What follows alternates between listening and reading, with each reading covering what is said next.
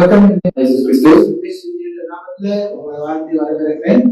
Today I feel that you will be blessed richly towards the end of the message. Hari ini kami percaya yang kamu akan diberkati selepas habisnya khotbah kita pada hari ini.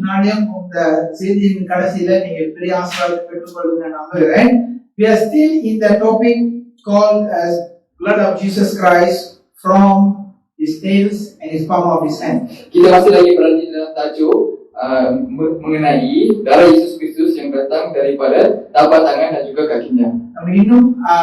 இந்த காரியத்தை ஞானத்துக்கு கொண்டு வருகிறோம். இயேசு கிறிஸ்துவே கைகளிலிருந்தும் காலிலிருந்தும் வந்த இரத்தத்தை குறித்து இன்னும் நாங்கள் தியானித்துக் கொண்டிருக்கிறோம். So today will going to be the second part, is the last part for this portion. Jadi hari ini kita akan sambung dengan bahagian yang kedua mengenai tajuk ini, dan bahagian ini adalah bahagian yang terakhir mengenai khotbah ini. Let's arise to the reading of the word from the book of John, chapter 8, verse 32. Mari kita semua berdiri untuk membaca ayat firman Tuhan hari ini daripada buku Yohanes bab 8 ayat 32. John chapter 8, verse 32. And ye shall know the truth. Oh, and ye shall know the truth. And the truth will set you free. And the truth will set you free. Okay, Yohanes 8 ayat 32. Dan kamu akan mengetahui kebenaran. Dan kamu akan mengetahui kebenaran. Dan kebenaran itu akan memerdekakan kamu. Dan merdekakan kamu. Kamu dah sibuk. Satyத்தை அறிவீர்கள். Satyத்தை அறிவீர்கள். அப்பொழுது சத்தியம் உங்களை விடுதலையாக்கும். எல்லாரும் அமர்ந்து கொள்ளும். Mari silakan dulu semua. Please be seated. Let's pray. Father, in the name of Jesus, we pray for your grace and favor to rest with me. Continue to bless and anoint each and every one of them. As Holy Spirit, you speak, we shall listen. In Jesus' name. Amen. Amen. Okay. We have been talking on the first part. We already said Jesus Christ had 7 parts of his body that he was bleeding before he goes to the cross. Jadi kita sudah menceritakan sebelum ini dan Yesus Kristus telah mengeluarkan darahnya daripada tubuh badannya daripada 7 tempat yang berbeza. Yesus Kristus அவருடைய சிலுவை பாடுகள்ல 7 இடங்கள்ல இயேசு கிறிஸ்து ரத்தம் சிந்தினார். Okay, இந்த 7வது இடத்துல இருந்து இன்னைக்கு நம்ம பார்த்து கொண்டிருக்கும் பொழுது 6வது பகுதி இயேசு கிறிஸ்துவின் பாதங்களிலும் இயேசு கிறிஸ்து கைகளில் உள்ள ரத்தத்தை குறித்து தியானிக்க போகிறோம். Jadi yang kita lihat pada today we are going to talk about the 6th part where the blood of Jesus Christ was shed. That is from the palm of his hand and the leg of his foot of his leg. Jadi kita sudah melihat 5 bahagian sebelum ini, dan hari ini yang kita masih lagi tengah bercakap adalah bahagian yang ke-6, iaitu darah Yesus Kristus yang datang daripada tapak tangan dan juga kakinya. 1 Corinthians chapter 2 verse 8 says, 1 Korintus 2:8 mengatakan, for none of the prince of the world knew, for they had known, they would have not crucified the Lord of glory. Tidak ada dari penguasa dunia ini yang mengenalnya, sebab kalau sekiranya mereka mengenalnya, mereka tidak akan menyalibkan Tuhan yang mulia. உலகம் இந்த 2 இடத்துல என்ன சொல்லுதுன்னா, இந்த பிரபஞ்சத்தின் லோகாதிபதிகள் இயேசு கிறிஸ்துவோட மரணம் பிசாசின் ராஜ்யத்தை முறியடிக்கும் என்று தெரிந்தால் இயேசு கிறிஸ்துவை சாவடிச்சிருக்காருன்னு சொல்லுது. அப்படின்னா maybe you would have given a CPR. பிசாசை சாவடிச்ச இடத்துல CPR கொடுத்து இயேசுவை காப்பாத்திருப்போம். ஆனா பிசாசுக்கு தெரியாது. பிசாசு நினைச்சிச்சு இயேசு கிறிஸ்துவை முடிச்சிட்டோன்னு, ஆனா இந்த நாள்ல இயேசு கிறிஸ்துவை முடிச்சதுனால தான் பிரச்சனை அவனுக்கு. Okay, that's what I'm trying to say. So the devil thought Jesus Christ was finished on the cross and the problem is settled. But the devil did not knew because of the crucifixion of Jesus Christ, the whole problem began. Jadi syaitan ingatkan kalau kita sudah bunuh Yesus Kristus ketika dia sudah berada di bumi ini, maka segala masalahnya akan selesai. Tetapi dia tidak tahu bahawa disebabkan oleh kematian Yesus Kristus itulah bermulanya segala masalah untuknya. The blood from the palm of his hand and the leg of Jesus Christ will give you dominance on this earth. Darah daripada tapak tangan Yesus Kristus dan juga kakinya akan memberikan ada penaklukan di bumi ini. இயேசு கிறிஸ்துவின் கைகளிலிருந்து காலிலிருந்து ரத்தம் உங்களுக்கு ஆளுகை கொடுக்கும் என்று கர்த்தர் சொல்கிறார். Okay, today churches and the Christians bring many people to church to give salvation. Jadi hari ini ramai orang Kristian membawa orang-orang daripada luar datang ke gereja untuk memberikan mereka keselamatan. The moment they get salvation, they feel the peace of God coming upon their life. Apabila mereka sudah memberikan keselamatan itu kepada orang lain, mereka rasakan bahawa mereka mendapatkan ketenangan daripada Tuhan. அநேகர் இந்த நல்ல அவிசுவாசிகளை திருச்சபை கொண்டு வந்து அவங்களுக்கு ரட்சிப்பை நம்ம வந்து அவங்களுக்கு கொடுக்குறோம். அந்த ரட்சிப்பு வரும்போது அவங்களுக்கு ஒரு சமாதானம் வருது. ஸோ இது வந்து எல்லா திருச்சபைகளையும் அநேகர் செய்து கொண்டு வருகிற காரியங்கள். However, after they get saved, the church is not teaching them how to live a good life. Tapi selepas mereka sudah menerima Yesus Kristus sebagai penyelamat mereka, gereja tidak mengajarkan kepada mereka bagaimana untuk hidup dengan betul. இதனாலே நீங்க பாத்தீங்கன்னா திருச்சபைகள்ல ரட்சிப்பை வந்து நம்ம கொடுத்துட்டு அதுக்கு வந்து நான் உங்களுக்கு எப்படி வாழணும்னு கற்றுக் கொடுக்க மறுத்துறோம். அது நிமித்தம் அநேகர் வந்து செதறி போறாங்க. Today this message will let you know how you should live after you receive Jesus Christ. Jadi hari ini khotbah ini akan mengajarkan kepada anda bagaimana untuk hidup di bumi ini dengan menggunakan darah Yesus Kristus. Okay, the blood of Jesus Christ from his hand and his leg gives two things to people. Jadi darah Yesus Kristus yang datang daripada tapak tangannya dan juga kakinya memberikan dua perkara kepada anda. இயேசு கிறிஸ்துவோட கைகளிலும் காலிலும் இந்த ரத்தம் ரெண்டு காரியங்களே உங்களுக்கு இந்த நாள்ல கொடுக்குது. For the first thing that God gives is dominance over the earth and heaven. Jadi perkara pertama yang Tuhan beri adalah penaklukan ke atas bumi dan juga ke atas syurga. முதலாவது காரியம் என்ன கொடுத்ததுன்னா பூமிக்கும் எல்லா சர்வ படைப்புக்கும் ஆளுகையை நம்ம கையில கொடுக்குது. ஒண்ணு. The second thing that it gives, God deliver your enemy into your hands. Dan yang kedua adalah Tuhan membebaskan dan juga membebaskan diri anda daripada musuh anda. Memberikan musuh anda kepada anda. That's what I mean. Okay. ரெண்டாவது குறிப்பு என்னன்னா ஒண்ணு ஆளுங்க, ரெண்டாவது என்ன கொடுக்குதுன்னா உங்களுடைய விரோதிகளை உங்க கையில கொடுக்குமா. இயேசு கிறிஸ்துவோட ரத்தம் கையில உள்ள ரத்தமும் கால்ல ரத்தமும். அப்படின்னா உங்க விரோதி உங்களுக்கு வீட்டுக்கு வந்து என்ன சொல்லுவாங்க, ஐயா என்னை மன்னிச்சிரு, அப்பா என்னை மன்னிச்சிரு, அக்கா என்னை மன்னிச்சிரு வர வரைக்கும் விடாதான். That's what the blood of Jesus is going to give. Okay, let me continue. Okay, today I've been telling you that we are going to get dominions.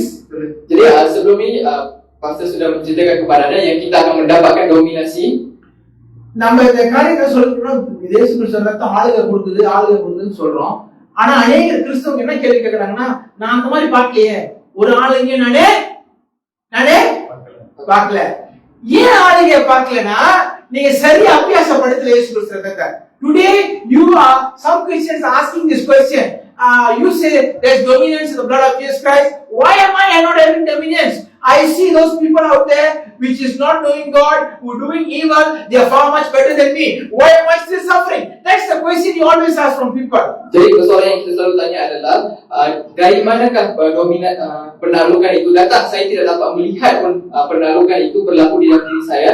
Malah orang yang di luar sana yang lebih jahat, yang melakukan perkara jahat mendapatkan dominasi di dalam kehidupannya. Kenapa dalam hidup saya tidak mendapatkan penaklukan ini?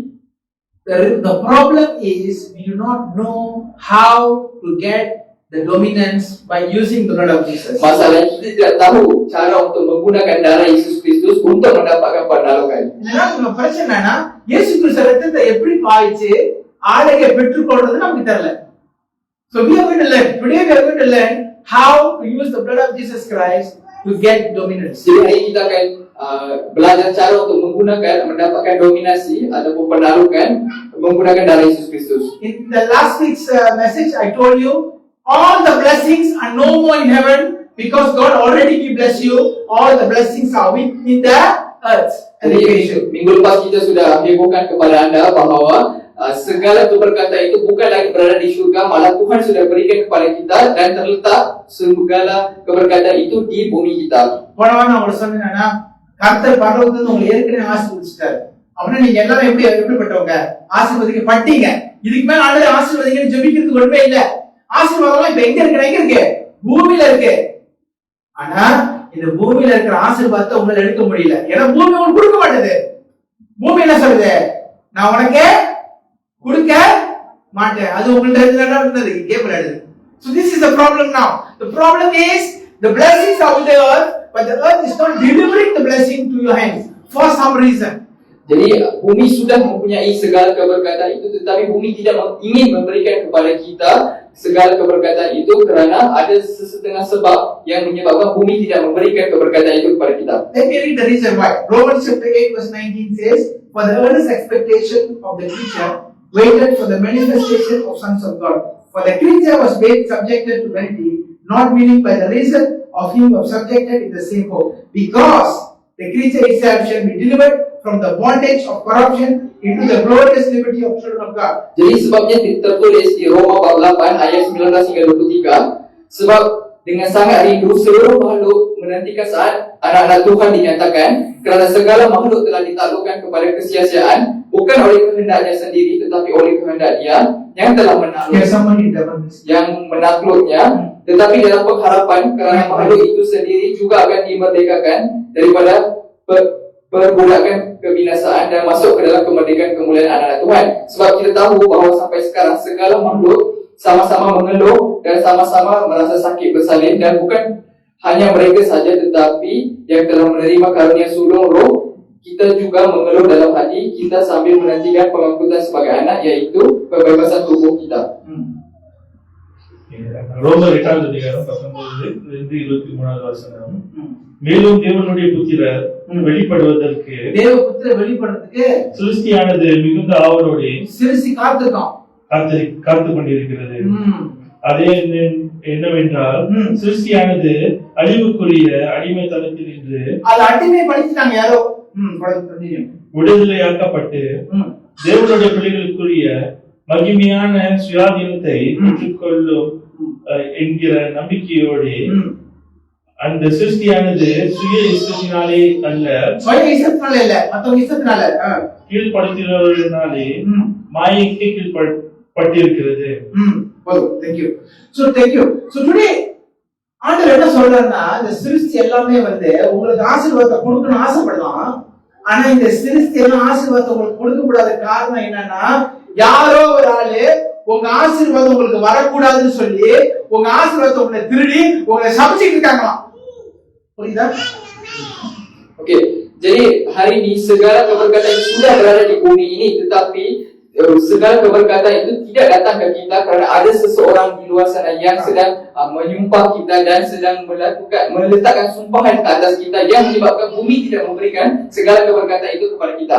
If you look in the book of Genesis chapter 1 verse 29, God says, "Let us make man in our own image and let them have dominion over the earth." Kalau kita lihat dalam Kejadian 1:28 mengatakan, Tuhan berkata di situ, marilah kita menciptakan manusia di dalam image kita sendiri supaya mereka mempunyai penaklukan ke atas bumi ini. ஆதியாகமம் 1:28-29 நீங்க பாத்தீங்கன்னா ஆண்டவர் என்ன சொல்றாருன்னா, மனுஷர்களை நம்முடைய சாயலின்படி உருவாக்கி என்ன செய்வான், நம்முடைய ரூபத்தின்படி அவன் பூமியை என்ன பண்ணுவான், ஆண்டு கொள்வான். மீன்ஸ் அப்படின்னா ஆண்டவர் சொல்றாருன்னா, யாரெல்லாம் இந்த பூமியில உயிரா இருக்கீங்களோ, யாரெல்லாம் இன்னும் வாய் இருக்கோ, உங்களால பேச முடியுமோ, நீங்க பூமிக்கு கட்டளை இடலாம். You have authority to command the earth. Jadi bagi sesiapa yang masih lagi hidup di bumi ini dan mempunyai tubuh badan, maka anda mempunyai kuasa dan mempunyai perintah untuk bercakap kepada bumi dan untuk mengambil segala keberkatan daripada bumi. That is why only mankind can talk. Animal cannot talk. Only human can talk. Dan disebabkan itulah hanya manusia saja yang boleh bercakap. Segala jenis haiwan tidak boleh bercakap, hanya manusia saja yang boleh bercakap. அதனால நீங்க பாருங்க, மனுஷன் மட்டும்தான் பேச முடியும், மிருகம் பேச முடியாது. எந்த ஒரு மிருகமும் பேச முடியாது. மனுஷனுக்கு என்ன கொடுக்கப்பட்டிருக்கு, ஆளுக்கு கொடுக்கப்பட்டிருக்கு. The problem is now is like this. The problem is Christians don't know how to talk to the creature, don't know how to talk to the earth. Jadi masalah sebenarnya adalah manusia tidak tahu cara untuk bercakap kepada segala ciptaan dan juga kepada bumi ini. If you look at the book of Numbers chapter 16 verses 30 to 32, this is Moses talking to the earth. Kalau kita lihat என்னாகமம் 16ஆம் அதிகாரம் 30-32 நீங்க பாத்தீங்கன்னா மோசே பூமி கிட்ட பேசுறதை நீங்க பார்க்கலாம். Jadi kalau kita lihat dalam Bilangan bab 16 ayat 30 hingga 32, di sini kita dapat lihat bahawa Nabi Musa sedang bercakap kepada bumi. I read in English. But if the Lord make a new thing, and the earth opened her mouth and swallow them up, and the obtaining to them, then they will go quick into the pit, and they shall understand that this man has provoked the Lord. Verse 32. And the earth opened her mouth and swallowed them up. Dia bilangan 16 ayat 30 ke 32. Tetapi jika Tuhan akan menjadikan sesuatu yang belum pernah terjadi, dan tanah menganggarkan mulutnya dan menelan mereka beserta segala kepunyaan mereka, sehingga mereka hidup-hidup turun ke dunia orang mati, maka kamu akan tahu bahawa orang-orang ini telah menista Tuhan.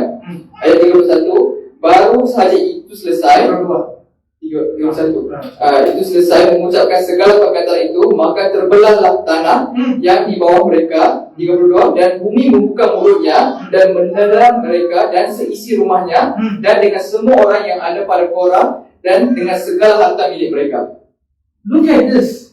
When Moses was talking to the earth is responding.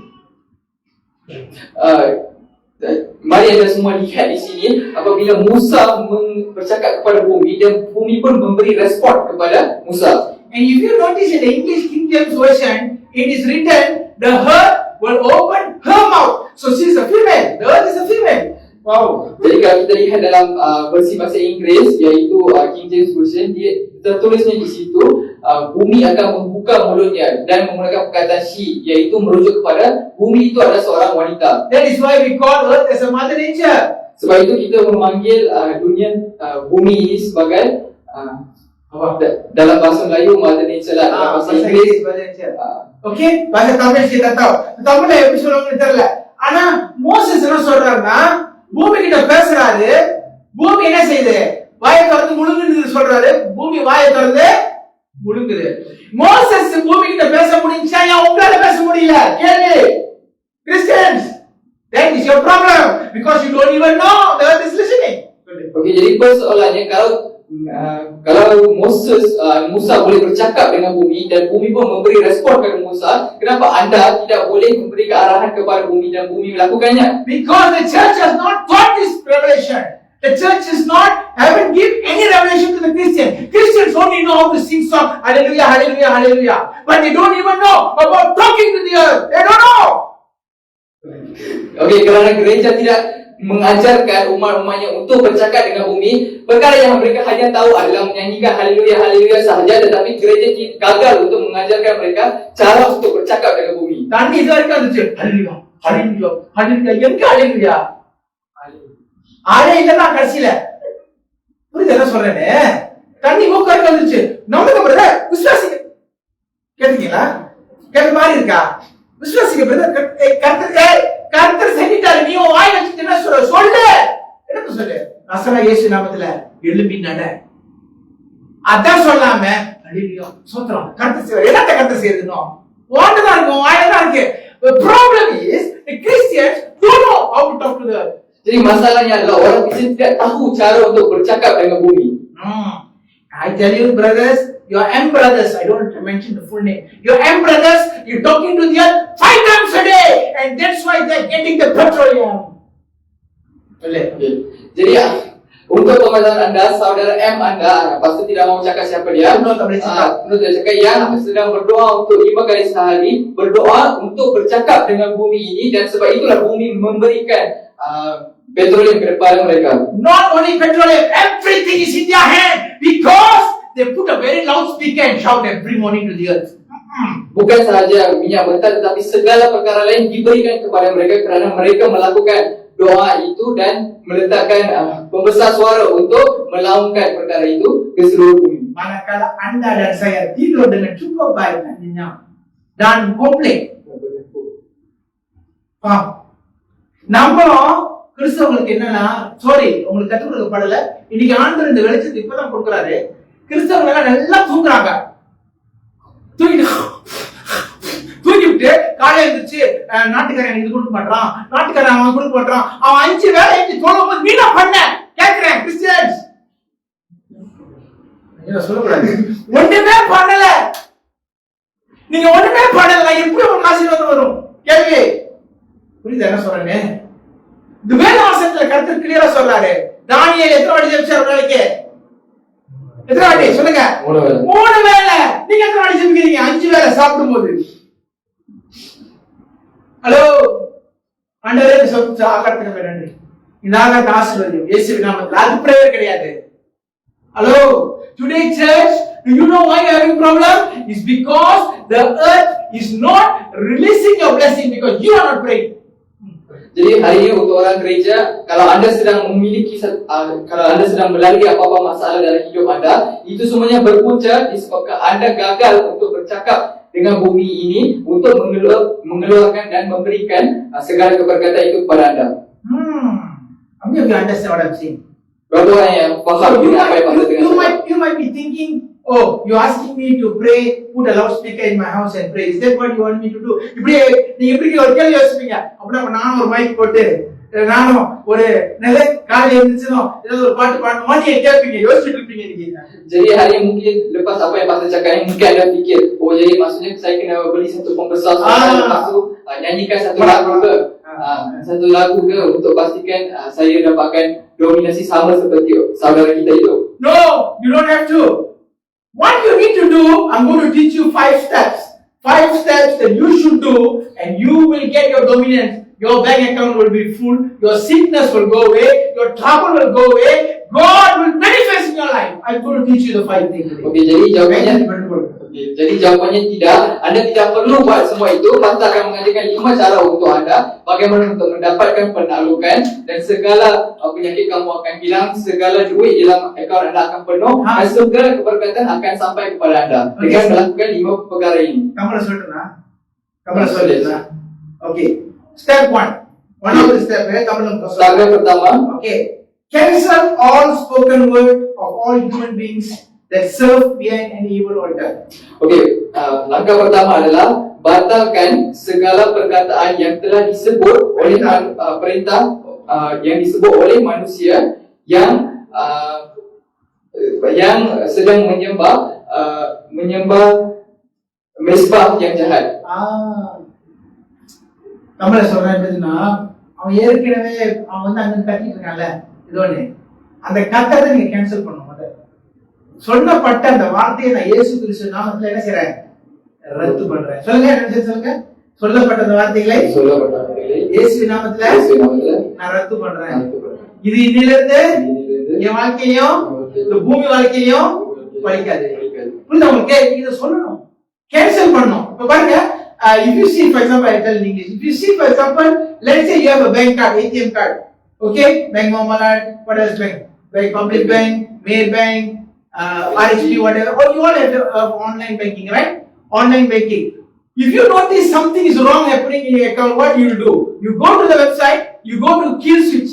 There's a switch called kill switch. You touch the kill switch, automatically account frozen. Understand? நீங்க பாருங்க, உங்க bank account வச்சிருப்பீங்க, அந்த bank அக்கவுண்ட்ல வந்து உங்களுக்கு online banking இருக்கும். எந்த பேங்க் அக்கவுண்ட் சரிதான், சேம் தான். அந்த ஆன்லைன் பேங்கிங்ல யாராவது உங்களுக்கு காசு தருற மாதிரியோ எங்க ஏதோ நடந்து ரோங்க நடக்கிற மாதிரி தெரிஞ்சுன்னா அங்க வந்து ஒரு பட்டன் இருக்கும், கீ சுவிட்ச் சொல்லி. அது மேல தமிழ் எப்படி சொல்லுன்னு தெரியல. அந்த சுவிட்சை நீங்க தட்டிங்கன்னா அந்த அக்கவுண்ட் அப்படியே ஃப்ரோஸ் ஆயிடும். இன்னைக்கு நீங்க என்ன செய்யணும்னா, அவன் கொடுத்த எல்லா கட்டளையும் இங்க காலையில கீழ் சுவிட்ச் டச் பண்ணிடணும். அப்ப என்ன ஆகும், அவனோட account is frozen. Swiss account இருந்தாலும் சரி, பேங்க் அக்கவுண்ட் இருந்தாலும் சரி, எந்த கண்ட்ரில அவன் என்ன சொல்லிட்டு பாடிட்டு இருந்தாலும் சரி, எல்லாத்தையும் ஆண்டவர் என்ன பண்ணிடுவாரு, ஃப்ரீஸ். புரியல? அதான் சொல்றேன்னு சொல்லி நீங்க கேன்சல் பண்ணலன்னா அதை எப்படி பார்க்கும்? அப்படின்னு என்னது, நீங்க காசு வேலை செஞ்சு கஷ்டப்பட்டு பேங்க்ல போடுவீங்க, அவன் பாக்கெட்ல அழகா எழுதிட்டு இருப்பான். இந்த டெக்ஸ், அந்த டெக்ஸ், இந்த டெக்ஸ், இப்படி உனக்கு இல்ல, நீ பூமி புத்திரா இல்ல, உனக்கு இல்ல, இது இல்ல, உனக்கு இல்ல, அதுல அவன் அழகா புரிக்கிட்டு இருப்பான். நீங்களும் ஆண்டவரே கீழ் சுவிட்சை தட்டுப்பா. என்ன சொல்றேன்னு, first thing, cancel the transaction by cancelling the word of the people who are talking negative in the spirit realm. That's what I'm trying to tell. Okay, sorry, because I cannot translate to voice. Okay, jadi pernahkah, saya pasti ramai yang ada di sini mempunyai online banking secara maya, di mana ramai yang pasti pakai Maybank to You, Public Bank, RSP dan semua yang ada di sana. Kalau kita lihat ada apa-apa transaksi yang berlaku secara tidak betul, termasuk orang yang tengah scam kita, tengah tarik duit kita kita, ada satu butang ataupun ada satu pilihan yang dinamakan kill switch dalam bahasa Inggeris. Dalam bahasa Melayu tak pasti apa dia. Jadi apabila kita tekan butang itu, akaun itu ataupun akaun itu akan terus beku, akan dibekukan. Jadi segala transaksi tidak akan berlaku selepas itu. Selepas butang kill switch itu dibukakan semula lah. Jadi dalam hidup kita pun sama juga, di mana hari ini kita sedang bekerja dengan keras, kerja, masukkan duit dalam akaun kita, tetapi syaitan dengan menggunakan pelbagai tipu adalah dia sedang menarik duit kita daripada akaun kita. Dan bateri juga bateri nak habis tadi. Okey, jadi dia sedang tarik segala duit kita daripada bank account kita, dan dia akan memberikan segala alasan kepada kita, mengatakan kamu buka ini, buka itu, buka ini, sampai kita perlu kerja keras dan meraung kepada Tuhan. Tuhan, kenapa kamu letakkan saya dalam situasi seperti ini? Sebenarnya kita sendiri tidak menekankan butang kill switch itu supaya account kita ataupun account yang kita sedang pegang itu akan dibekukan sepenuhnya. How many of you asking this question? I'm a Christian, I pay my tithe, I pray, I do this, I do that. But why am I still in debt? கேட்டீங்களா கேள்வி? நான் தசம்பா கொடுக்குறேன், நான் காணிக்கை கொடுக்குறேன், நான் இதை செய்யறேன், ஊழியம் செய்யறேன், எல்லாமே சொல்றேன், ஆனா என் பேங்க் அக்கவுண்ட்ல காசு தங்க மாட்டுது பாஸ்டர், கூடுது, புஷ்னு போயிருது. கேட்டீங்க மாதிரி பாக்குறீங்க, கூடுது பாஸ்டர், ஆனா புஷ்னு 5 நிமிஷத்துல போயிருது. ஏன் தெரியுமா புஷ்னு போகுது? கீழ் ஸ்விட்ச் தட்டல, அவன் புஷ்னு போற மாதிரி வச்சிருக்கான். அவனுக்கு எல்லா கடத்தையும் கரெக்டா லைன் பண்ணி வச்சுட்டான். சம்பளம் இன்னைக்கு 2000 எக்ஸ்ட்ரா வருதுன்னா கரெக்டா ஒரு செலவு இருக்கும். காசு உள்ளுக்கு வாசம் பண்றதுக்கு முன்னாடி செலவு காத்திருக்கும். எது? அதுதான் பிசாசு. ஏன் தெரியும் அப்படி வருது? ஏன்னா நீ அவன் கொடுத்த அந்த வார்த்தையை காலையில விடாம இருக்க வார்த்தைய அதை நீ கேன்சல் பண்ணாதனால. விளக்கிச்சா? யாருக்கு விளக்கல இன்னும்? ரொம்ப அழகா சொல்லிட்டேன். சரி, okay. So today, the moment when you cancel the command of the evil one, the earth will listen a different voice. Now, jadi apabila kita sudah membatalkan suara orang-orang yang jahat itu, maka bumi ini akan mendapat mendengar suara yang baru.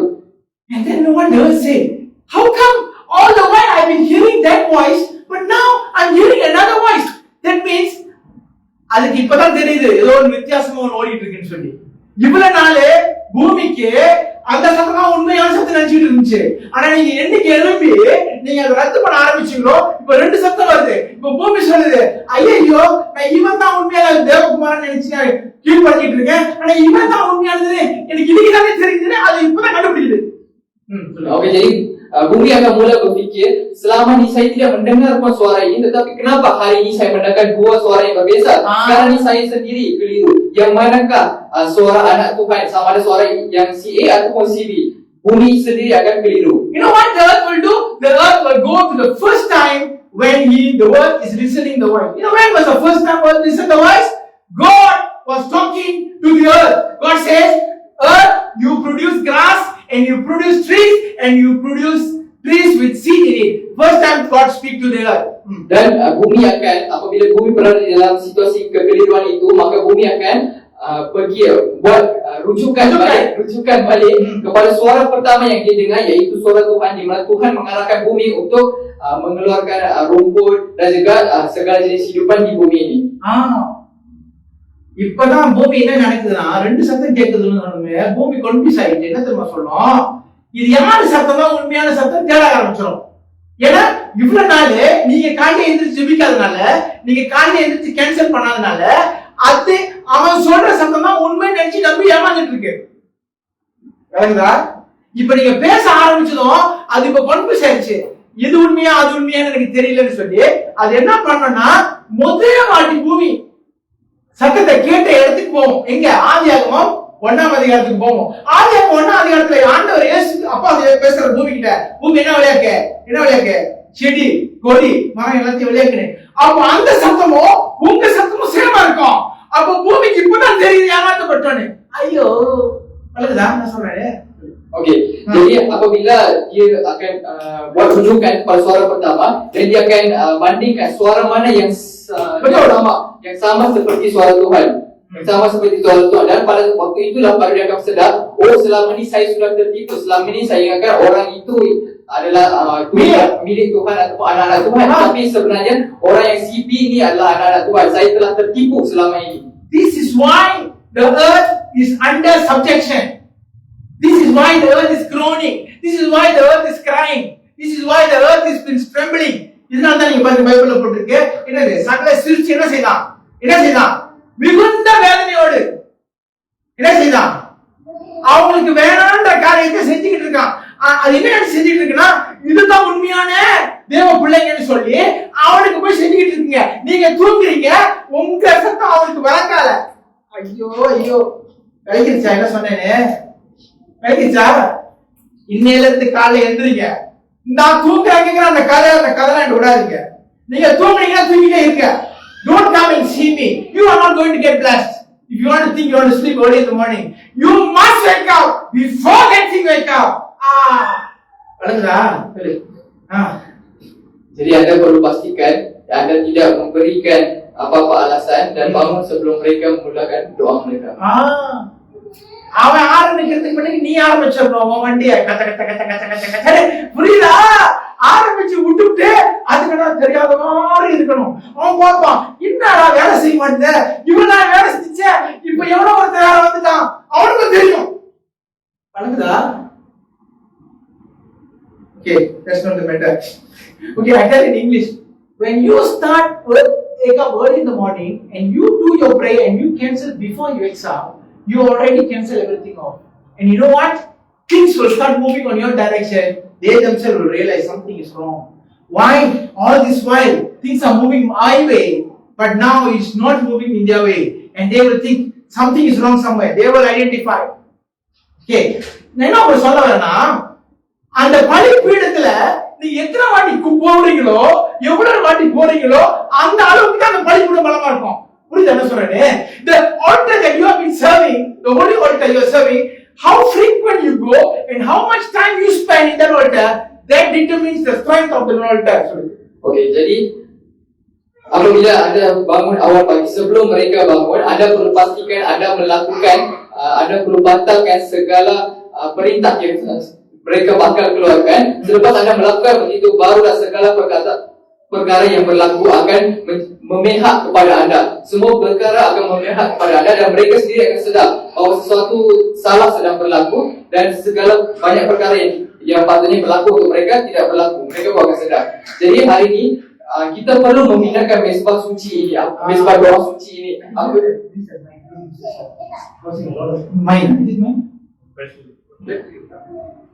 Mine okay. Just use that one.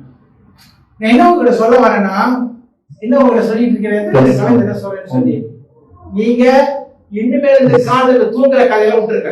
நீங்க காலையில தூங்குற, ராத்திரில ஜெபிக்கிற, swimming பண்ணிட்டு தூங்குறேன், ராத்திரில ஜெயிப்பேன், மத்தியானம் ஜெயிப்பேன் சொல்ல காசு சொல்லிட்டு இருந்தீங்கன்னா உங்களை ஸ்விமிங்ல விட்டுருவாங்க. தெரியுமா? அதெல்லாம் ஸ்விமிங் பண்ணிட்டு இருக்கோம் ஆஸ்பத்திரியில, பெட்ல படுத்துக்கிட்டு. தெரியுமா? ஏன் இதான் பிரச்சனை. இன்னைக்கு நம்ம காலையில எந்திரிக்க மாட்டோம். ஏன்? ராத்திரில தூங்குறது எத்தனை மணி? 1 மணி, 1:30 மணி வரைக்கும் படம் பார்த்துட்டு இதை பார்த்து அதை பார்த்து தூங்குறது. எப்படி எந்திரிப்ப? உன்னால காலையில எந்திரிக்க ஏன் முடியல? வெள்ளனே படு. ஹலோ சர்ச், எந்திரி தூக்கத்துல இருந்த காலையிலேயே. நீ காலையில எந்திரிச்சு உன்னுடைய காரியங்களை நீ செஞ்சனா அதுக்கு அந்த எதுவுமே உங்களை சுமைகளை விடாது. எல்லாமே தானா அதோட இடத்துக்கு கரெக்டா உட்காந்துரும். புரியுச்சா என்ன சொல்றேன்னு? Jadi saya akan sambung apa yang Siti tadi. Jadi kita perlulah membedakan mesbah doa yang suci itu dan berapa banyak anda melawati mesbah doa itu dan anda meluangkan masa di mesbah doa itu. Sekuat itulah mesbah doa anda akan jadi dan sebanyak itulah keberkatan anda akan datang daripada mesbah itu. Jadi persoalannya, adakah anda mempunyai mesbah doa yang suci itu di rumah anda? Hello, church, I'm asking all those people in life, all those people watching here, do you have a prayer altar at your home? If you don't have a prayer altar also, how blessing is going to come? Jadi buat sesiapa yang sedang melihat di live, persoalannya adalah adakah anda memiliki mesbah doa yang suci itu di rumah anda? Kalau anda tidak mempunyai mesbah doa yang suci itu, maka keberkatan tidak akan datang kepada anda. Okay, point 1, cancel the command of the evil people from the evil altar. That's point one. Jadi langkah pertama adalah membatalkan segala perkataan yang datang daripada mulut orang-orang yang jahat. You have to do it before you wake up. Anda perlu buat perkara itu sebelum mereka bangun dan mulakan doa mereka. And you have to do it in your personal altar. Dan Anda perlu buat perkara itu di mesbah doa Anda yang mesbah doa Anda sendiri. Clear? Everybody understand? Jadi semua orang எல்லாம் faham. புரிஞ்சிருச்சுல? அப்புறம் என்ன சொல்றேன்னா அவன் விட்ட வார்த்தையை நீங்க ரத்து பண்ணணும். இப்படின்னா அவன் எந்திரிக்கிறதுக்கு முன்னாடி நீங்க எந்திரிச்சு ரத்து பண்ணணும். ஒண்ணு. ரெண்டாவது அதை எங்க செய்யணும்னா உங்களோட சொந்த பரிசுத்த பலிபீடத்துல நீங்க அதை செய்யணும். இதான் பாயிண்ட் 1. ஓகே. ரெண்டாவது பாயிண்ட் போவோம். Let's go to point 2. Okey, langkah yang kedua adalah You go to God in the court of heaven in that room and ask God to revert the word to bless you and to hurt the evil senders. Okey, langkah yang kedua adalah Anda perlu pergi ke mesbah doa yang Anda telah tetapkan itu, pergi ke sana dan meminta mahkamah syurga untuk menukarkan perkataan yang telah dikeluarkan oleh orang-orang yang jahat itu untuk menyakiti mereka. Bukanlah kita, tetapi untuk menyakiti mereka sendiri. How many of you have seen a missile, or how many of you have seen a bullet, or if a missile comes, the missile might come from this direction, and then what they do? They intercept the missile by blowing up. I'm not talking about that. What am I saying is, you send back the missile back to the source of its origin. எத்தனை பார்த்துருக்கீங்க, படத்துல பார்த்துருப்பீங்க, உங்களுக்குலாம் இருக்காது. சொல்லுவாங்க அந்த missile எப்படி சொல்றது தமிழ்ல, அணுகுண்டல் அது குளிர்பர் பாண்டு சொல்லுவாங்கல்ல, அந்த குளிர்பர் பாண்டு இங்க இருந்து உடனீங்க நீங்க என்ன பரவத்துல கேட்கணும், இந்த குளிர்பர் பாண்டு இப்படி எல்லாம் வருது, அது அப்படியே திருப்பி அவனுக்கு அனுப்புங்கன்னு சொல்லி ப்ரே பண்ணணும். வழங்குதா? அப்ப என்ன தெரியுமா ஆகும், அவன் எத்தனை வாட்டி கத்துனாலும் அவனுக்கு தாடி விடுவோம், திருப்பி விடணும். வழங்குதா? நம்ம பாசையில தோசை திருப்பறவை திருப்பணும், அப்பதான் உங்களுக்கு விளங்கும். திருப்பி விடுங்க காய்கறி, புரியுதா? உங்களுக்கு தமிழ் சொல்றது உங்களுக்கு விளங்கும். So today you need to overturn that missile that's coming to you, you direct back to him. And you know what you find out? You will understand, the more they pray, the more they are in problem. But you are safe. Dosa ada kaya yang tak ada pulang. So apa dia? Okey, jadi kita boleh bagi contoh seperti peluru berpandu. Contohkan ada seseorang itu menghantarkan peluru berpandu daripada arah sini. Jadi kebiasaannya orang lain akan menghantar peluru berpandu mereka untuk memusnahkan peluru berpandu itu. Jadi apa yang kita sepatutnya buat adalah bukan menghantar peluru berpandu kita sendiri. Kita perlu pergi kepada Tuhan, minta kepada Tuhan, kata bahawa sesiapa yang menghantar peluru berpandu itu perlu buat peluru itu sendiri kena buat U-turn, kena booster balik, pergi kena dekat orang yang menghantarnya. Jadi tak kisahlah berapa kali dia berdoa sekalipun, perkara itu akan terus dan menerus menyakiti orang yang menghantar peluru itu. Jelas? So from today you don't get angry. You don't get angry when they pray so loud in your house. When they live in my house, they have the big solar in my house and they put a big speaker and they make it very loud. Today I'm very happy. Because why? You know why I'm happy? The more they shout, the better I am. The more they shout, the better I am. புரியுதா? எங்க வீட்டு முன்னாடி வந்து பாருங்க, நான் தங்கி பாருங்க, காலையில தூங்க முடியாது. எப்படி பார்த்தா அலாப்பு தேவையே கிடையாது. அவ்வளவு சத்தம். ஆனா ஒரு காலத்துல கவலைப்பட்டேன், கஷ்டப்பட்டேன், துக்கப்பட்டேன், பயப்பட்டேன். இப்போ இல்ல, சந்தோஷப்படுறேன். ஆண்டவரே, வரதெல்லாம் அப்படியே திருப்பி அங்க உனக்கு போகுது. நான் ஆசீர்வதிக்கப்படுறதுக்காக நன்றி, எனக்காக ஜெபிக்கிற ஆண்டவரே நன்றி சொல்றேன். Jadi sebelum di rumah pastor ada sebuah tempat lah di mana mereka akan melaksanakan sembahyang mereka, doa-doa mereka, dan doa mereka itu sangatlah kuat sampai kan anda tidak perlukan alam untuk membangunkan anda. Jadi sebelum ini pastor bersedih kenapalah mereka buat di depan rumah saya dan semua itu. Tapi mulai semenjak pastor tahu mengenai benda ini, rahsia ini dia sudah mula untuk rasa gembira kerana lagi kuat mereka berdoa, lagi kuat, lagi banyak keberkatan yang akan datang kepada pastor, lagi tenang hidupnya kerana segala apa yang dilepaskan untuk kita akan kena balik dekat dia. Lagi kuat lah. Lagi bagus. Tetapi you kena bangkit sebelum dia bangkit, you kena buat kerja dulu. Halo, jelas? Apna என்ன சொல்றேன்னா, அவனை பார்த்து இப்ப சந்தோஷப்படாதீங்க, நீங்க காலையில எந்திரிச்சு உங்க வேலையை செஞ்சு சந்தோஷப்படுங்க. அதுதான் இப்போ என்னோட மாணவர்களுக்கு சொல்லுவேன், இன்னும் போய் தொழிலான்னு அவங்க ஐயா இப்ப வந்து மும்பரமா இருக்க எனக்கு காசு வர இல்ல, அவனை யோசிப்பான், இந்த வாரி ஒரு மாதிரியா இருக்கு, Vâng, உங்களுக்கு வாங்க. Okey, jadi sebab itu pastor pun akan tanya kawan dia, kenapa kamu tak pergi semayang lagi? Lepas tu kawan dia pun akan fikir, kenapa orang ni tu tanya Pula tanya saya kenapa tak semayang. Sedangkan pastor sudah excited kerana apabila mereka buat perkara itu, maka lagi banyak berkat. Lagi banyak berkat. You want me to know this. Don't get angry with them. Don't fight.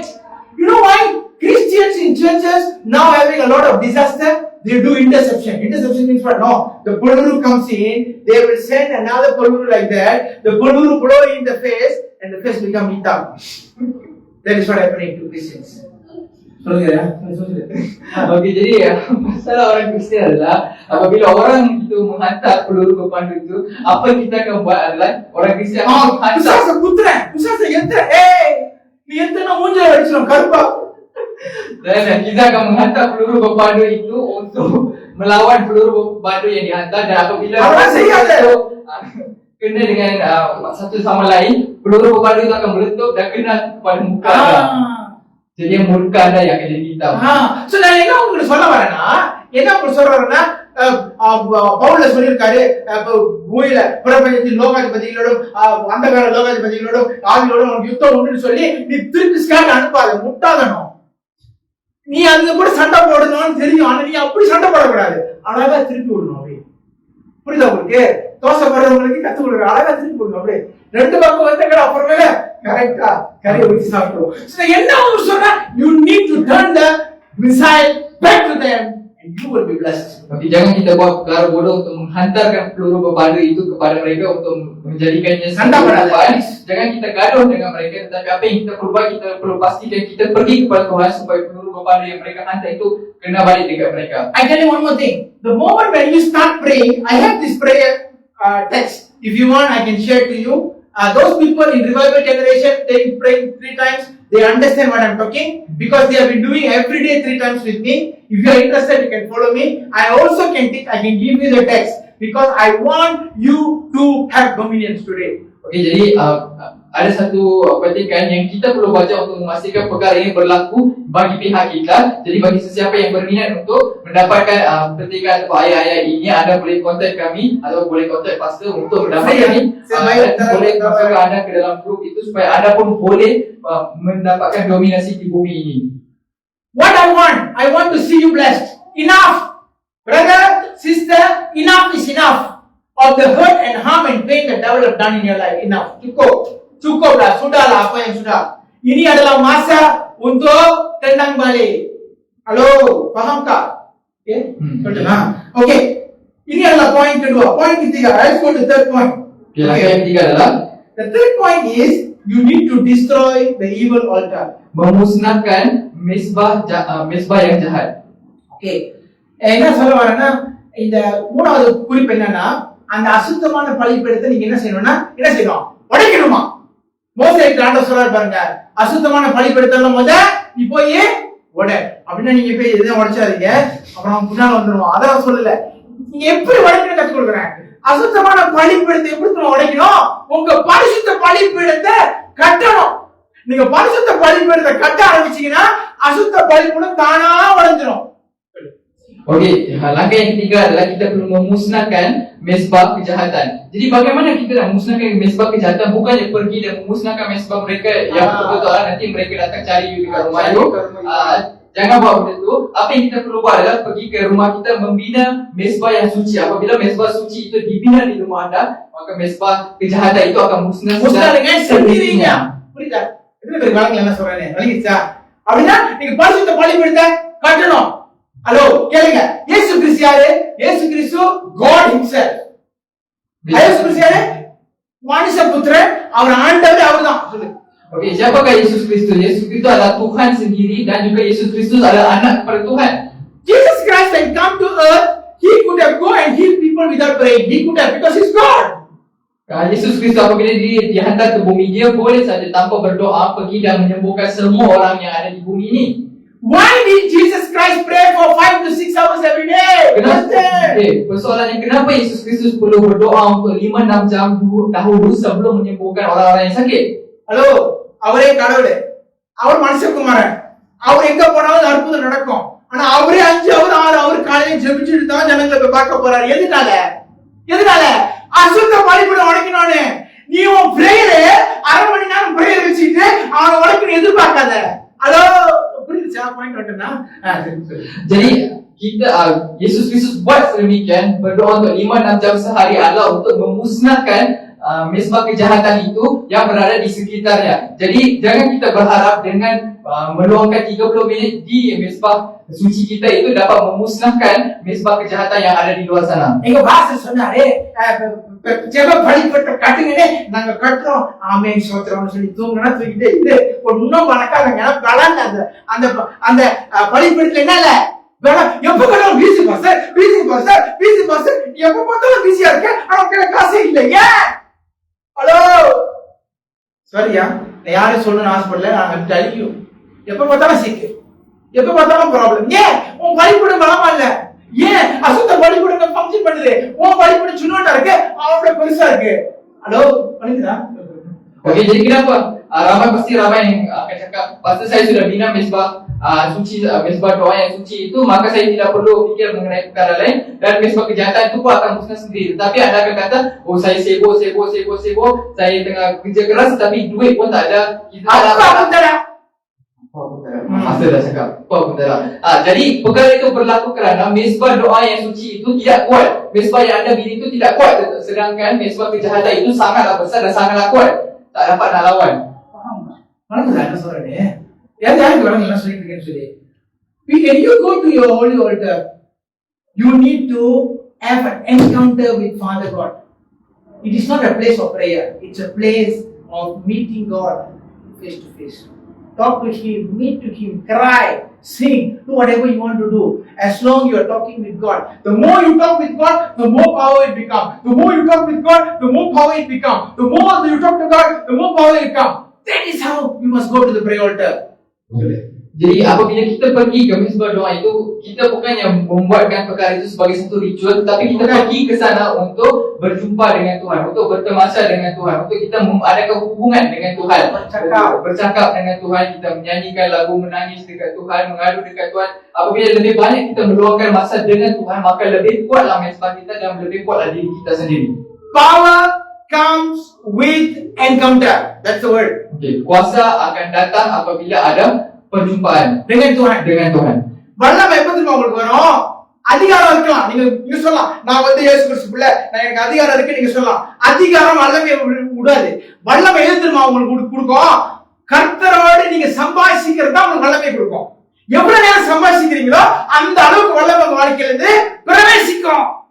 சும்மா 5 நிமிஷம் pray பண்ணிட்டு pastor இது இல்ல பிசாசு குத்திட்டாங்க எல்லாம் குத்துட்டோம். ஏன் தெரியுமா நான் சொல்றேன் எல்லாம் குத்துட்டோன்னு? ஏன்னா நீங்க ப்ரே பண்ண கஷ்டமா இருக்கு. உங்களுக்கு ப்ரே பண்ண கஷ்டமா இருந்துச்சுன்னா தயவுசெய்து எனக்கு கால் பண்ணுங்க, நான் உங்களுக்காக ப்ரே பண்றேன். அதுக்காக சூப்பரா ப்ரே பண்ணுவீங்க. 2 மணிக்கு எழுப்பி விட்டுருவாரு ஆண்டவர். ஏன் எதுக்கு அப்படி யோசிப்பீங்க? ஆண்டவர் தூங்க விடுங்க. புரியுதா உங்களுக்கு? Hey church, this is not the time of resting. This is a time of you have fellowship with God and encounter with God. Jadi untuk orang gereja, ini bukanlah waktu untuk anda berehat, tapi ini adalah waktu untuk anda bangun dan berdoa dan meluangkan masa bersama dengan Tuhan untuk menguatkan mesbah anda itu. So this is how you destroy the evil altar. Jadi inilah cara untuk anda memusnahkan mesbah kejahatan itu. Itulah langkah ketiga. When you do this, you also must ask one more thing together with this. Ask for protection for yourself and your loved ones. Jadi apabila anda melakukan perkara ini, satu lagi perkara yang anda perlu minta adalah minta untuk perlindungan untuk diri anda maupun dengan untuk orang-orang yang tersayang juga. நீங்க இந்த பலிபீடத்தை கட்ட ஆரம்பிக்கும் போது பிரசன்னத்துல நீங்க close ஆன பிற்பாடு அவனுக்கு எப்படி தெரியுமா இருக்கும்? கட்டுக்கு வெளியில உங்களை ஒண்ணும் பண்ண முடியாது. ஏன் தெரியுமா? நீங்க தான் ஆண்டவரோட க்ளோஸ் ஆகிட்டீங்களே. அவன் இருக்கிற கடுப்புல யாரையாவது அறையணும்னு தருவான். வழங்குதா? யாருக்கு வழங்குதுன்னா சொல்றேன்னு சொல்லி. அப்ப என்ன பண்ணுவானா, உங்க பிள்ளைய பாப்பான், இது அறையலாமா, உங்க மனைவியை பாப்பான், இவங்களை அறையலாமா, அப்புறம் உங்க வேலை இடத்தை பாப்பான், இங்க அறையலாமா, எங்க அறையலாம், கடுப்பு வெளியோட தெரியுவான். நம்மளே சொல்லி இப்படிதான் இருக்கும். அப்ப அந்த மாதிரி இருக்கும் போது நீங்க என்ன சொல்லணும்? ஆண்டவரே, அந்த பலிபீடத்தை கட்டிட்ட, ஆனா எனக்கு மட்டும் இல்ல என்னுடைய அன்புக்குரிய அத்தனை பேரையும் மூடுங்க அப்படின்னு சொல்லி நீங்க ஜெபிக்கணும் அவங்களுக்காக.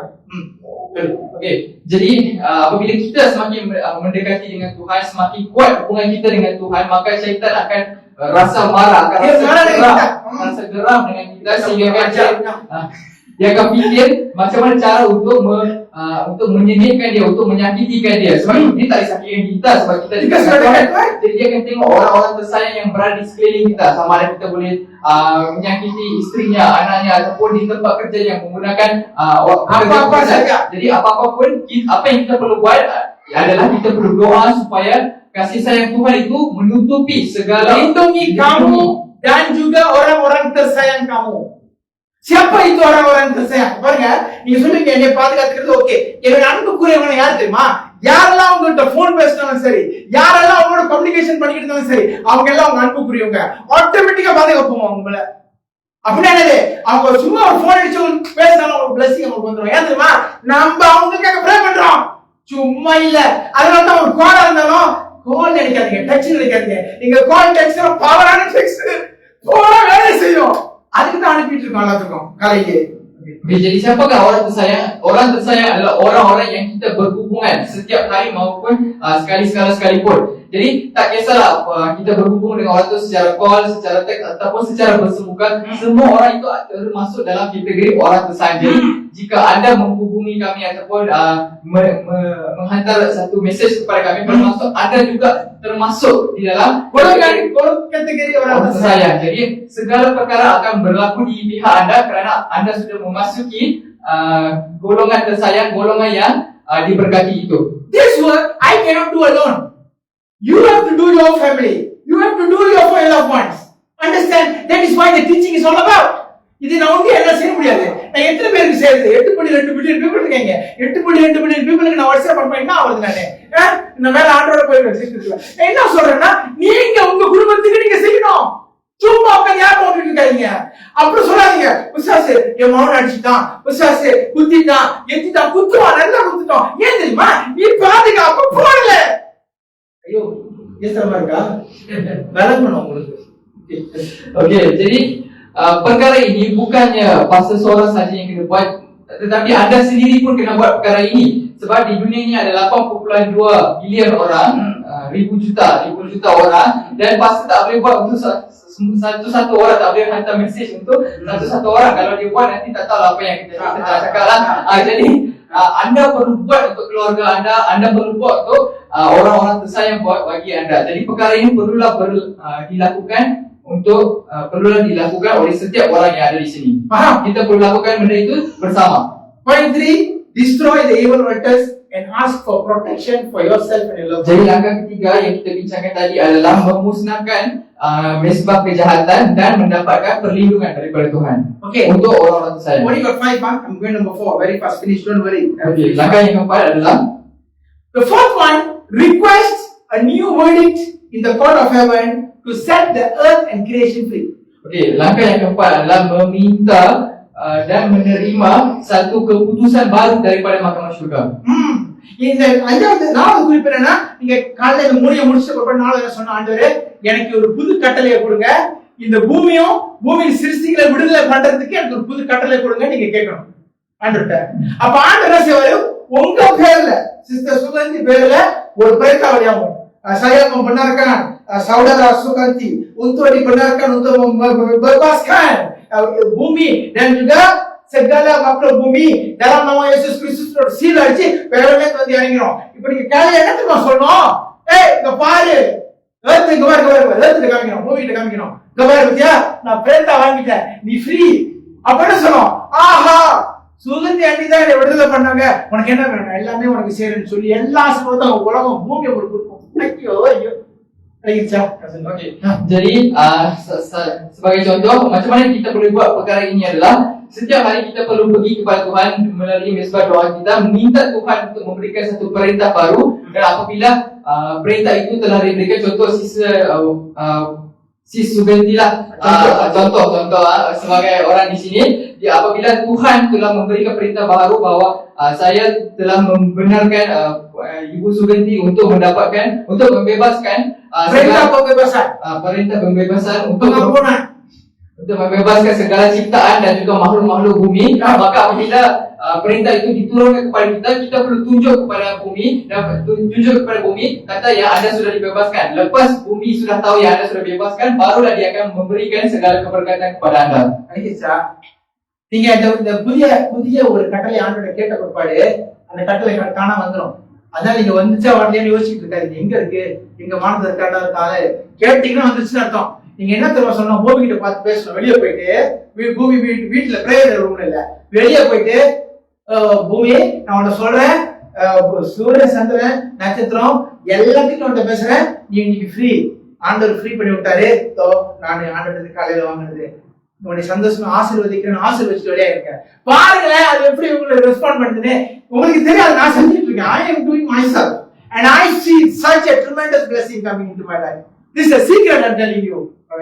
Okay, jadi pastor melakukan perkara ini setiap hari dan dia dapat lihat dengan matanya sendiri betapa banyak keberkatan yang datang melalui amalan ini. Jadi anda patut cuba benda ini dan anda patut melalui pengalaman ini secara sendiri. என்ன செய்யணும்? நாலாவது என்ன பண்ணணும்? பரலோகத்துல இருந்து ஒரு புதிய கட்டளை கேட்கணும், பூமியை விடுதலை பண்றதுக்கு. அப்ப அந்த கட்டளை வந்த பிற்பாடு நீங்க வெளியே போய் பிரேயர் ரூம்ல இருந்து வெளியாகி பூமி கிட்ட பேசணும். இந்த கட்டளையை நான் பெற்றுக்கொண்டேன், நான் உன்னை விடுதலை பண்றேன் இயேசு நாமத்துல. பூமி சந்தோஷமாயிடும். பூமி சந்தோஷமாயிருச்சுமாவும் இதுக்கு மேல பூமியும் நீங்களும் ஒரு டீம் இப்படி ஆயிருங்க. நீ சொல்லு நான் செய்யறேன், நான் சொல்லு நீ செய்யற, நான் சொல்ல நீ செய்ய, அது ரெண்டு பேரும் சேர்ந்து கலக்கிட்டு இருப்பாங்க. புரியுதா உங்களுக்கு? அதுதான் நம்மளுக்கு வேணும். அதனால கிறிஸ்தவங்க எப்போதும் பிசாசு குத்துறாங்க ஏன் இந்த கதையை பேசிட்டு இருக்கீங்க? இன்னில இருந்து அந்த கதையை பேசாதீங்க. நீங்க சொல்லுவீங்க, ஐயோ பாஸ்டர் நான் ஒரு பாஸ்டர் சொன்னாரு, பாஸ்டர் நாங்க வந்து சாட்சியா சொல்றேன், நாங்க வந்து ப்ரே பண்ணிட்டு இருந்தோம், அவங்க ப்ரே இருந்தாரு, எனக்கு ராத்திரி சொல்லான கவலை, ஒரே அழுவை. என்ன அழுவை தெரியுமா?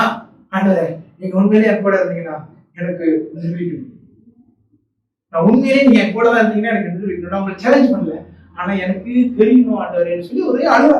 ரெண்டு பேர்த்துக்காக ஜெபிச்சுருந்தேன். ஒரு ஆளுக்கு வந்து எஸ்ஐன்னு சொல்லி என்ன தெரியும் என்ன சொல்ல தரல இருக்கு உங்களுக்கு தெரியும். இன்னொன்று வந்து ஒரு சில கண்டிஷன், ஒரு சில பகுதி உடம்புல பழுது. சோ ஆண்டவர் சொன்னாரு, இன்னைக்கு நீ பாப்ப, நான் உன் கூட இருக்கிற மகிமையை நீ இன்னைக்கு பாப்ப. 10 மணிக்கு போனாரு செக்அப்புக்கு. 10 மணிக்கு அவர் சொல்றாரு, அவர் சொன்னதான் அவரே கேட்டுங்க. அவர் சொன்னார் 9:30 மணிக்கு போற வரைக்கும் இருக்கிற மாதிரியே தான் இருந்துச்சான் அந்த உடம்பு உறுப்பு. டாக்டர் செக்அப் பண்ற வரைக்கும் நேரம் எடுத்துச்சு, 1/2 மணி நேரம். இவர் அந்நிய பாஷையில ப்ரே பண்ணிட்டே இருந்தாராம். என்ன தெரியுமா சொல்றாரு, அந்த எல்லாமே வளர்ந்துச்சான், வளர்ந்தான் ரியலா கண்ணு மணிக்கு பாக்குறாராம். படத்தை பிடிச்சி காட்டுறாராம் டாக்டர். டாக்டர் சொல்றாரு இது நடக்கவே நடக்காது. That is the God that you serve and that is the power behind this prayer that I am talking to you now. Okay, saya simpulkanlah dalam masa muda. Jadi pastor cakap pastor sangat sedih sebab ada beberapa orang yang sakit, yang menyebabkan pastor tertanya kepada Tuhan, Tuhan adakah kamu bersama dengan kami? Buktikanlah yang kamu berada bersama dengan kami. Dan ada dua kondisi, iaitu seorang ada penyakit SLE, seorang lagi ada satu luka di setengah bahagian badan mereka yang tidak sembuh-sembuh lagi. Jadi si saudara itu pergi untuk check up, pergi untuk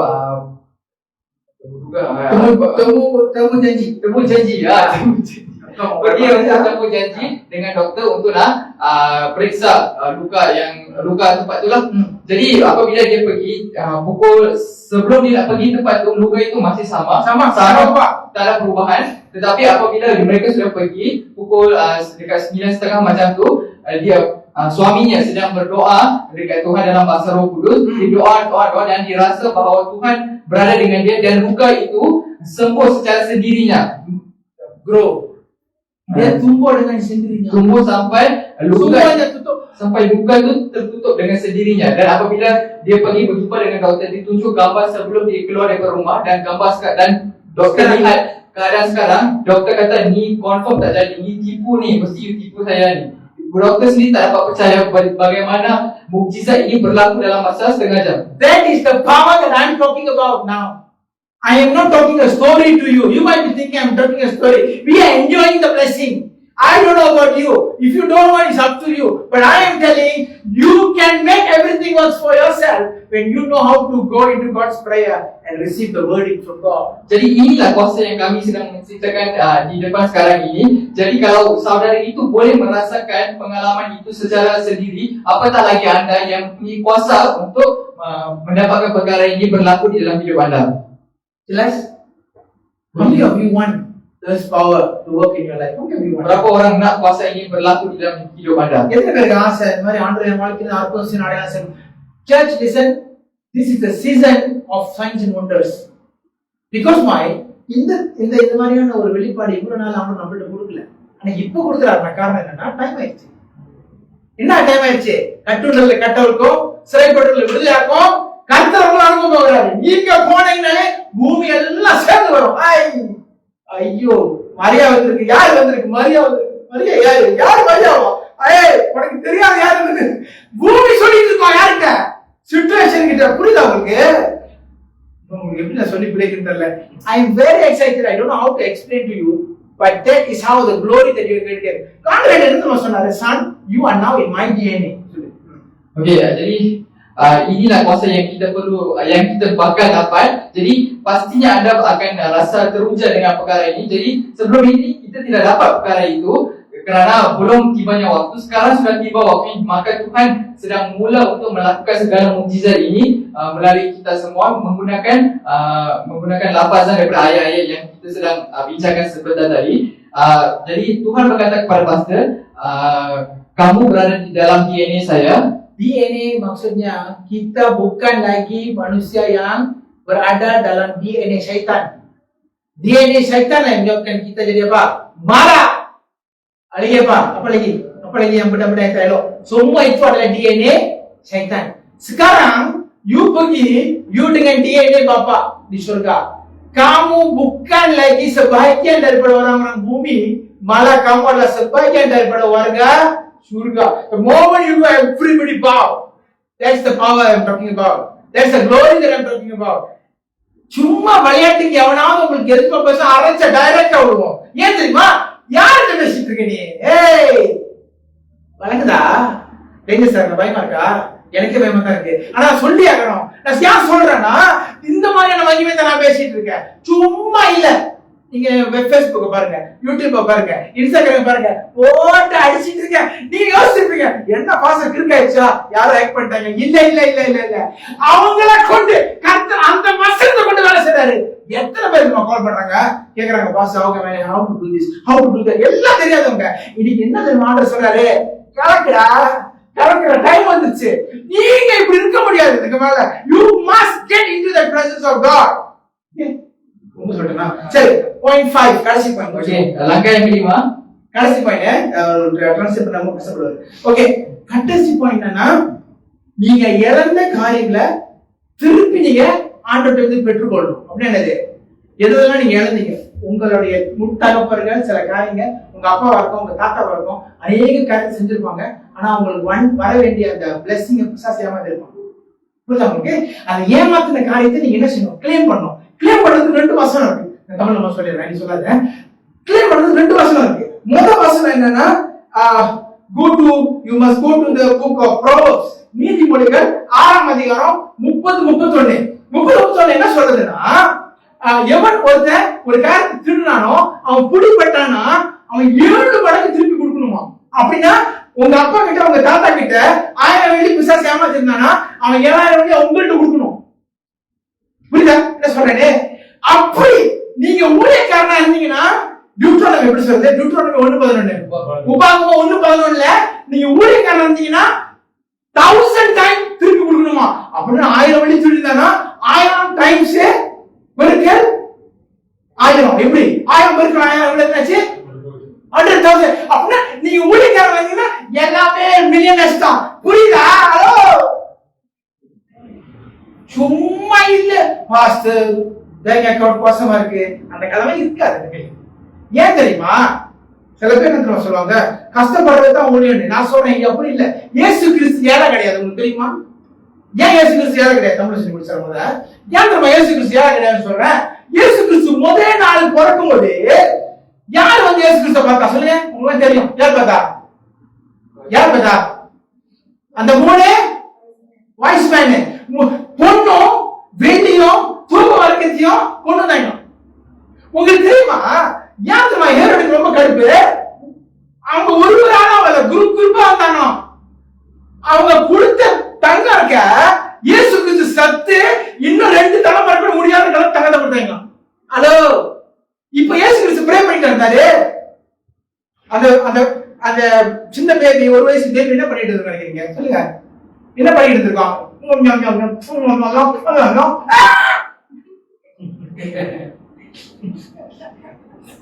hello கேளுங்க. அதனால search people கேளுங்க, நான் சர்ச்ல pray பண்ணா தான் ராசி பச்சை நினைச்சீங்க, ரொம்ப சாரி உங்களுக்கு. நீங்க ரொம்ப ஏமாத்தப்பட்டீங்க. நீங்க இப்படி இருந்தா கூட கர்த்தர் உங்களை ஆசீர்வதிப்பாரு. அழகுதா? அதனால நீங்க பிச்சை இருக்க முடியாது. அதனால உங்களுக்கு blessing இல்லாம இருக்க முடியாது. There is no way. உங்களுக்கு புரியுற மாதிரி நான் சொல்றேன். Okey, langkah yang kelima adalah kita perlu minta balik ganti rugi kita. Minta balik, kasih balik ganti rugi untuk perkara yang telah dicuri oleh syaitan melalui datuk nenek moyang kita. Okey, jadi contohnya mungkin datuk nenek moyang kita memiliki duit 1,000, contohnya 1,000, dicuri 1,000 itu daripada kita. Jadi bagi orang biasa, apa yang anda patut buat adalah menggunakan Amsal bab 6 ayat 30 mengatakan di sini, bagi sesiapa yang mencuri dia perlu memberikan balik 7 lipat kali ganda. 7 kali ganda balik ganti rugi kepada 7 kali kepada orang yang dicurinya. Jadi kalau anda orang yang biasa, anda perlu guna Amsal 6 bab 6 ayat 30 hingga 31. Tapi bagi orang yang membuat penyembahan bagi Tuhan, pastor yang sedang membuat preacher worship semua apa yang buat pendeta juga. Pendeta yang melakukan kerja-kerja Tuhan, anda perlu menggunakan Ulangan bab 1 ayat 11 yang mengatakan bagi jika syaitan telah mencuri sesuatu daripada anda, 1,000 daripada anda, maka dia perlu bagi 1,000 kali ganda balik sebagai ganti rugi pada anda. Jika bermaksud kalau anda dia telah mencuri 1,000 ringgit daripada anda, maka syaitan perlu berikan balik 1 juta kepada anda sebagai ganti rugi. Jadi sebesar itulah keberkatan yang Tuhan nak berikan kepada kita. That is why we tell all Christians, please do something in church. Sing, play tambourine, sweep the floor. உங்களுக்கு என்ன தெரியும்? நான் அடையவே இல்லை. பார்த்தாலும் pastor பார்த்துருக்காங்க. Hey! 1000 கணக்கு ஆசீர்வாதத்தை கொடுக்கணும்னு ஆசைப்படுறேன். உனக்கு எப்ப பார்த்தாலும் என் படிப்பு என்ன, என் பதவி என்ன, அப்படியே கூப்பிட்டு அப்பணும் நீ பணம் உனக்கு 1000 கிளம்பு. ஏன் தெரியுமா சொல்றேன்? அதனாலதான் ஊழியத்தை அற்பமா என்னாதீங்க. கர்த்தர் சொல்றாரு, உன் அற்பமான ஆரம்பத்தை நீ அசட்டை பண்ணாத.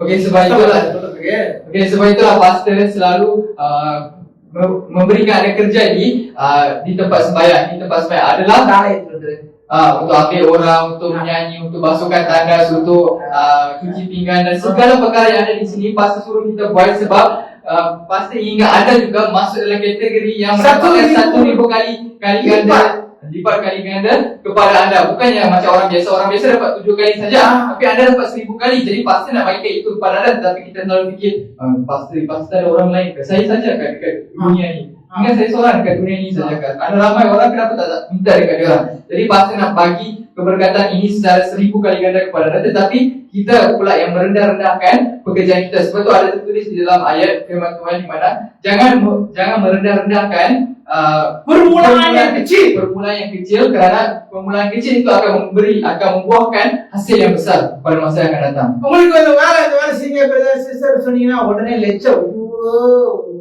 எப்ப பார்த்தாலும் ஆக்கு கோழி ஆக்கு.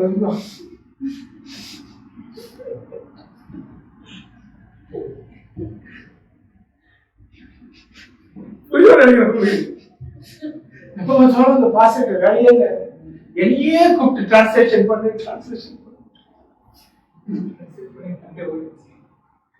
எப்ப பார்த்தாலும் நாளைக்கு வேலையில எப்ப பார்த்தாலும் என்னையே கூப்பிட்டு அந்த ஆளை ஏற்றிட்டு அந்த பையன் ஏற்றிட்டு மாதிரி எதுக்கு பார்த்து சொல்றோம்? நீ 1000 மடங்கு ஆசீர்வாதத்தை பெற்றுக்க வேண்டும் ஒரு அற்ப ஆசையில நான் டைரக்டா ஆசீர்வதிக்க முடியாது. ஆனா ஆண்டவர் வார்த்தை சொல்லுது, நீ ஊழியக்காரன் தான் 1000 மடங்கு நான் கொடுப்பேன்றாரு. அப்ப ஆண்டவர் கொஞ்சம் சொல்ல முடியாது. ஆண்டவர் சொன்னா செஞ்சாகணும். உங்களை மில்லியனர் ஆக்கணும்னு நான் பிரயாசப்படுறேன். உங்களுக்கு வேலையே பார்த்தாலும் தெரியுமா? Sebab itulah kita jangan merendah-rendahkan apa yang diberikan oleh pastor. Sebab pastor dengan hati yang besar dia nak bagikan, masukkan anda dalam golongan yang mendapatkan 1000 kali ganda ganti rugi. Tetapi anda jika anda cukup selesa dengan 7 kali ganda, maka cukuplah bagi you. Sebab segala benda-benda kecil, contoh masak ke, buat translasi ke, apa sekalipun yang buat, kita perlu buat dengan hati yang gembira supaya pastor tidak dapat untuk memberkati anda. Tetapi ayat firman Tuhan sudah tidak boleh tipu dan sudah mengatakan yang segala keberkatan akan diberikan kepada orang-orang yang sebegini. Jadi jika Tuhan sudah memberikan itu, maka Tuhan tidak akan tipu dan ayat firman Tuhan tidak akan tipu. Jadi anda pastinya akan mendapatkan 1000 lipat kali ganda ganti rugi itu. I'm going to be happy now today. I'm going to get my 1000 times recompense from my forefather. Means to say what? Your forefather would have lost someone, and every of the blessing will come to you. When I hear this, I say, God, jackpot.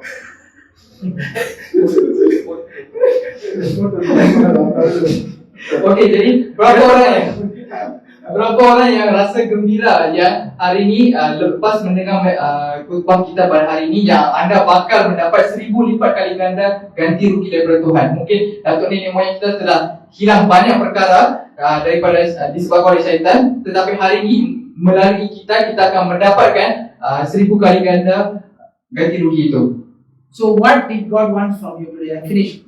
Message is over. What God wants from all of us today? Jadi apa yang Tuhan nak daripada kita adalah, ஆண்டவர் என்ன உங்கள்ட்ட எதிர்பார்க்கறாருன்னா, நீங்க எல்லாம் உங்க பரிசுத்த பலிபீடத்தை மட்டும் இல்ல, உங்க ஃபேமிலி மெம்பர்ஸோட பரிசுத்த பலிபீடத்தெல்லாம் உதவி செஞ்சு கட்டி விடுங்க. நீங்க மட்டும் ஆசீர்வதிக்கப்பட்ட போதுமா? அவங்க எல்லாம் ஆசீர்வதிக்கப்படணும்ல, அவங்கள சேர்த்து விடுங்க. நீங்க எப்படி சேர்த்தீங்க? அந்த மாதிரி சேர்த்து விட்டு ப்ரே பண்ண வைங்க. ஒரே ஒரு காரியம் உங்களுக்கு சொல்றேன், உங்க காசு எனக்கு வேணாம், ஏன்னா எங்க அப்பா கூட ஒரு காசு எனக்கு போதும். உங்களை காசுக்காகவோ உங்க மெம்பர்ஷிப்காகவோ உங்க டைத்துக்காகவோ நான் இதை சொல்லல.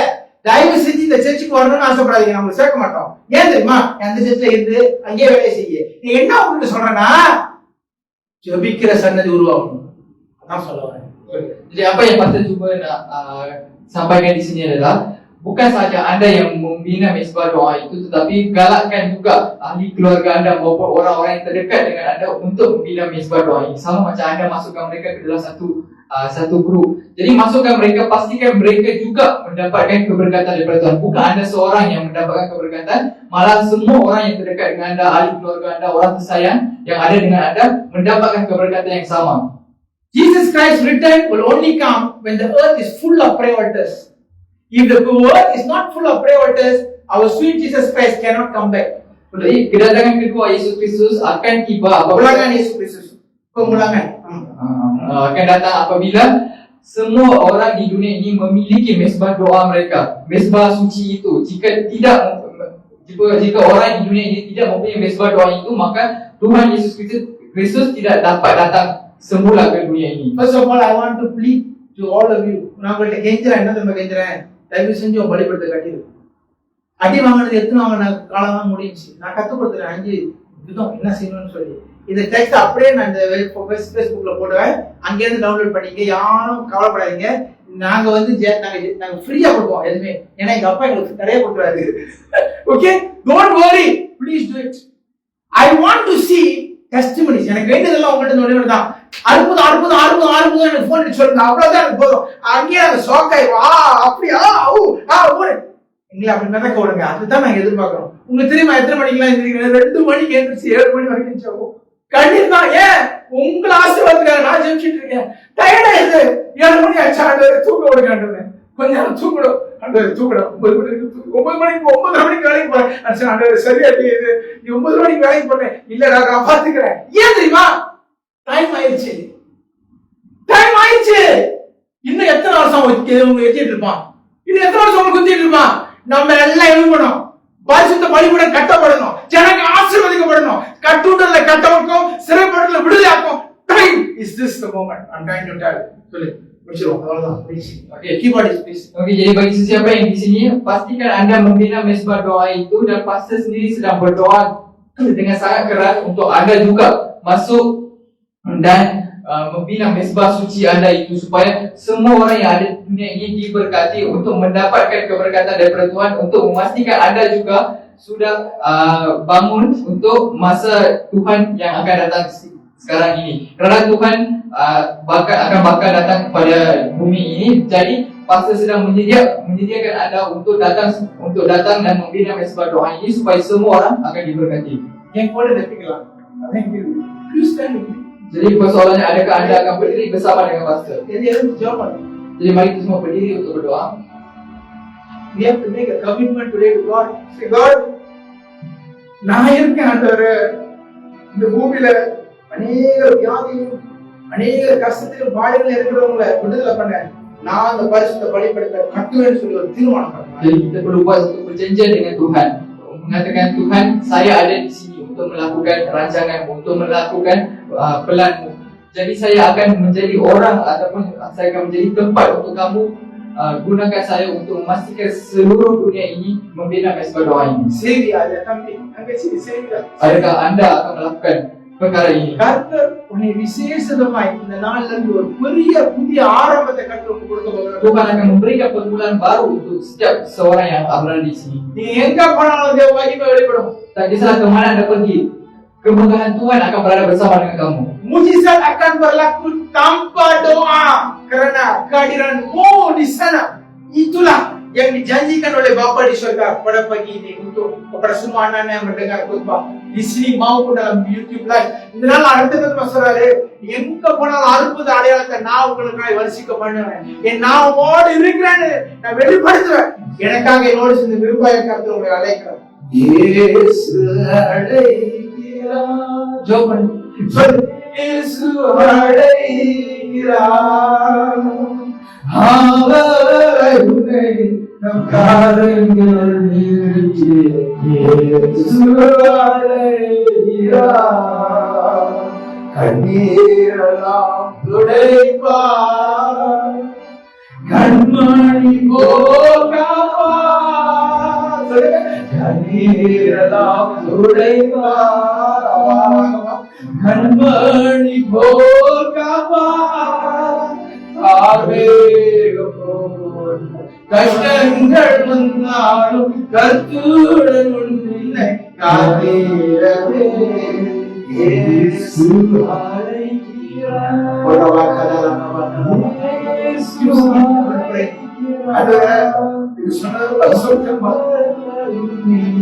காருங்கள் இயேசு அழைக்கிறார். சோர்வடையும் நேரத்தில் ஆறுதல் உனக்கழிவா. சோர்வடைந்திருக்கேன் சொல்லி வா, அண்ணன்ட்ட வா. கனிவோடு கண்டு சமூகத்துக்கு ஆறுதல் உனக்கழிவா. யாராயிருந்தாலும் வேலைகளானாலும் தாமதம் வந்திடுவார். இயேசு அழைக்கிறார். தங்கச்சி அங்கிள் ஆண்டி ஓடி வா, ஓடி வா. ஆண்டவர் சொல்றாரு, பரிசுத்த பலிபீடத்துல கண்டு உங்களோட வாழ, உங்களோட இந்த அற்புத அடையாளத்தை பூமிக்கு விடுதலை பண்ண, கனிவோடு இருக்கிற, வியாதியோடு இருக்கிற, பிரச்சனையோடு இருக்கிற ஒவ்வொரு சன்னதியோடு ஜனத்தை விடுதலை பண்ண நான் போறேன். சொல்லுங்க. அவரை உன்னை தம் கரங்கள் நீட்டி இயேசு அழைக்கிறார். இதாவது நாளுக்காக நன்றி ஆண்டவரே. இந்த வேத வசனத்திற்காக நன்றி ஆண்டவரே. இந்த டெக்ஸ்ட் நாங்க ஆண்டவரே பேசும்போது நாங்க போடும்போது ஆண்டவரே இந்த டெக்ஸ்ட் ஒரு ஆசீர்வாதமாய் மாறட்டும் ஆண்டவரே. இப்படியெல்லாம் இந்த அபியாசப்படுத்தி ஆண்டவரே இனி கண்ணீர் இல்ல, கவலை இல்ல, துக்கம் இல்ல, பிரச்சனை இல்ல, வியாதி இல்ல, சோர்வு இல்லை, தேவன் இவர்களுக்காக இடைப்பட்டு வருவது கட்டளை கொடுத்து சொல்லியிருக்கிறார். இயேசு கிறிஸ்து நாமத்துல copy and paste for something more or else they won't come. இயேசுவின் நாமத்துல நான் ஆசீர்வாதம் சொல்லிக்கிறேன். பரிசுத்தமுள்ள நல்ல தகப்பனே, ஆமென். This is 10 check every version. One day I will sing the song and you will copy it. இயேசு அழைக்கிறார். இபரகாத்தலா சத்தா. இயேசு அழைக்கிறார்.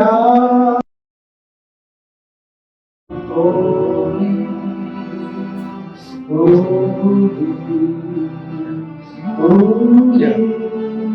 is the Lamb. Title Holy. If you don't have any post first, you put it down.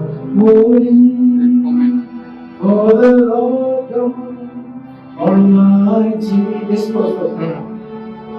To the Lamb. Put it down there.